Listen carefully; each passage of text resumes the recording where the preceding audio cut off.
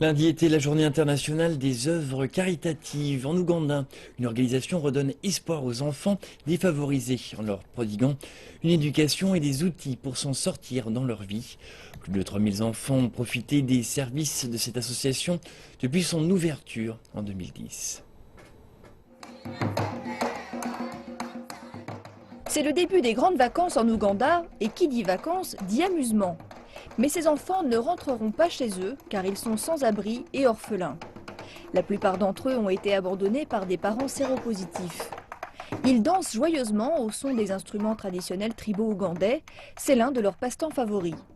Ils s'amusent mais perfectionnent aussi leurs mouvements de danse qu'ils répéteront sur scène lors d'événements.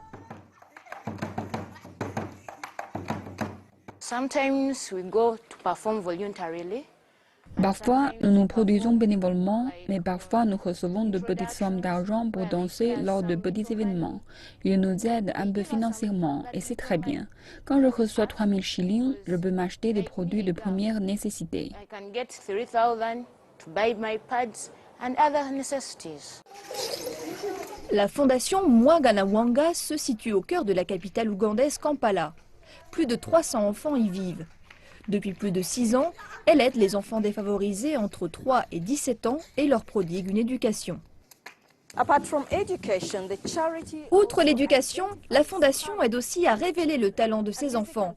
La musique est l'une des activités favorites ici.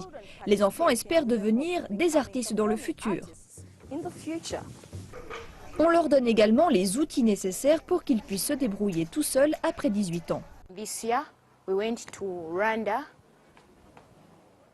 Cette année, nous sommes allés nous produire sur scène au Rwanda.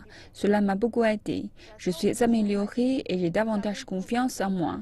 Je crois en moi-même. Gained confidence, my self-esteem, and even very many others.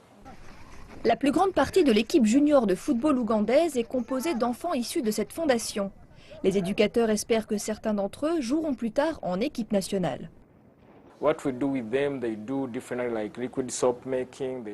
Nous faisons énormément d'activités différentes avec eux. Ils font par exemple du savon liquide, ils tressent des paniers, fabriquent des tapis.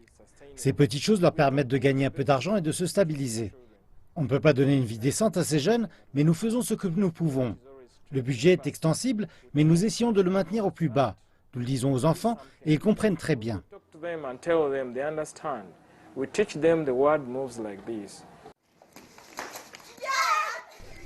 Certains écoliers privés sont admis à la fondation pour étudier. L'argent qu'ils versent sert à financer les plus démunis. Les enfants qui sont passés entre les mains de la fondation reviennent souvent y travailler en tant que bénévoles. Ils enseignent aux jeunes ce qu'ils ont eux-mêmes appris pendant des années.